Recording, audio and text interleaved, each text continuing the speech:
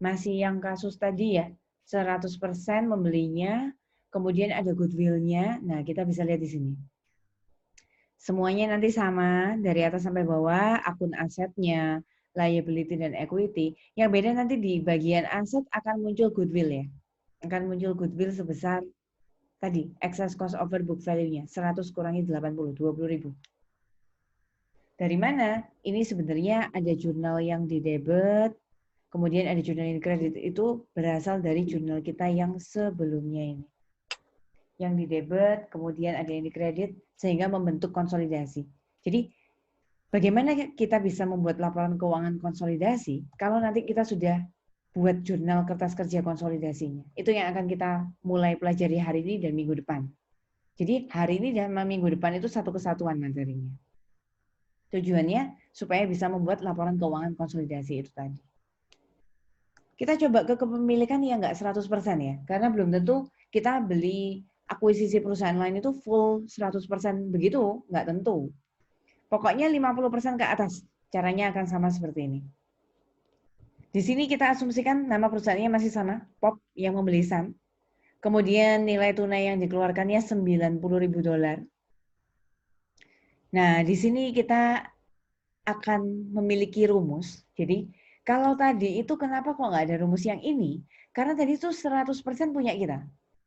Jadi, kalau kita beli perusahaan lain 100% utuh punya kita semua, nggak ada orang lain yang memiliki, tidak akan muncul ini. Coba diperhatikan. Tadi di jurnalnya kan nggak ada non-controlling interest ya. Kalian mengamati nggak? Di sini hanya ada 4 akun. Kalau yang di sini ada 5 akun. Bedanya akun apa? Yaitu non-controlling interest. Apa non-controlling interest itu? Ada yang mungkin sudah tahu. Ada yang bisa cerita ke saya. Apa itu non-controlling interest? Boleh Saya, kalian Bu. terjemahkan? Mungkin Sofia, Bu. sudah bisa. Ya, apa Sofia? Itu adalah kalau misalnya uh, tidak 100%. Jadi maksudnya misalkan kayak kemarin saya Indofood itu dipunyai oleh apa namanya perusahaan itu cuma 50,9. Terus sisanya yang 49,1 itu punyanya publik dan lain sebagainya. Nah, yang punyanya publik itu non controlling interest karena dia tidak lebih dari 50%, jadi dia tidak punya kontrol terhadap perusahaan. Bagus sekali. Itu pengertiannya non-controlling interest. Jadi, non-controlling, tidak mengendalikan. Interest itu kepentingan. Non-controlling interest, kepentingan yang tidak bisa mengendalikan. Ya, bahasa lainnya minoritas. Jadi, kalau kita berhadapan pada kata-kata konsolidasi, berarti kan kita sudah punya asumsi. Kalau kita melakukan konsol, itu pasti kita punya lebih dari 50%. Bayangkan saja, kita punya 50% lebih. Berarti ada orang lain yang punya perusahaan yang sama, kan pasti di bawah kita persentase kepemilikannya. Sehingga apapun nanti di rapat, apa kata kita, keputusan kita. Nah, karena kepemilikan yang kecil tadi itu seolah-olah tidak bisa mengendalikan, makanya sebutannya non-controlling interest. Betul. Sehingga itu muncul ketika kita mengakuisisinya nggak 100% ya. Jadi kalau misalnya kita 90%, non-controlling interest share-nya berapa teman-teman? Kalau kita 90%, berarti minoritasnya 10%. 10.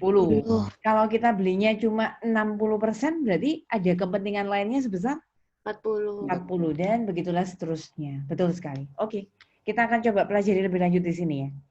Bagaimana kalau kita beli perusahaan di bawah 100%? Ganti rumus. Kita nggak bisa menghitung goodwill semudah yang tadi itu, ya harus perhatikan nilai implied. Nanti akan kita bahas juga pelan-pelan pakai Excel aja. Tapi di sini biar saya kasih gambaran pengantarnya dulu ya. Apa itu nilai implied? Implied di sini ditulis implies. Implied. Apa sih implied itu? Tersirat. Jadi nilai utuh perusahaan itu sebenarnya 100%-nya kira-kira berapa? Kalau kita keluar uang 90.000, ternyata cuma dapat bagian 90%, kita tuh ingin tahu sih, berapa sih mestinya seutuhnya 100%-nya perusahaan yang kita beli itu. Caranya secara matematika ya. Kalau kita beli 90.000, kita dapat 90%, mau tahu nilai utuh 100%-nya, 100 per 90 kali 90.000. Atau langsung pakai rumus jadi ini aja, cost dibagi persentase kepemilikan. Kos yang kita keluarkan 90.000, kita dapat persentase kepemilikan 90%. 90.000 dibagi 90% itu hasilnya 100.000. 100.000 itu adalah kira-kira nilai utuh perusahaan Sun yang kita beli. Masuk akal. Jadi nilai utuhnya Sun itu 100.000. Makanya kalau kita beli 90% ya kita bayar 90.000. Gitu cara bacanya. Terus kenapa harus tahu nilai implied? Karena kita ingin tahu kepemilikan lain yang tadi katanya Sofia tidak bisa mengendalikan, non-controlling interest itu berapa sih? Harus kita cantumkan ya di laporan keuangan kita. Non-controlling interest-nya caranya adalah 10% karena kita punya 90% ya. Berarti sisa non-controlling interest-nya 10% kalikan nilai implied tadi. Jadi 10% kalikan 100.000. Tertulis di sini ya, 10% kali 100.000 hasilnya adalah 10.000. Cantumkan di jurnal. Bedakan sama yang tadi. Kalau yang tadi itu hanya 60-20, di sini sama 60-20 juga. Kemudian tadi ada goodwill 20, sama di sini juga 20. Bedanya apa? Kalau tadi kan total debit kreditnya itu imbang.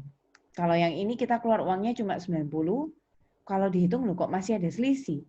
Ya sebenarnya itu adalah mencerminkan non-controlling interest. 10.000-nya dapat dari mana? 10% kali implied, di mana implied itu adalah cost dibagi dengan kepemilikan. Itu yang akan kita pelajari sampai hari ini. Terus apa efeknya? Kalau jurnal ini tadi ada 5 baris jurnal ini saya pindahkan ke dalam laporan konsolidasian, nanti kita akan bisa membaca.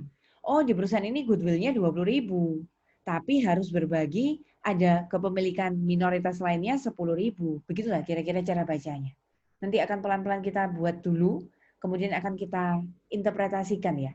Apa sih angka-angka di laporan keuangan yang kita buat?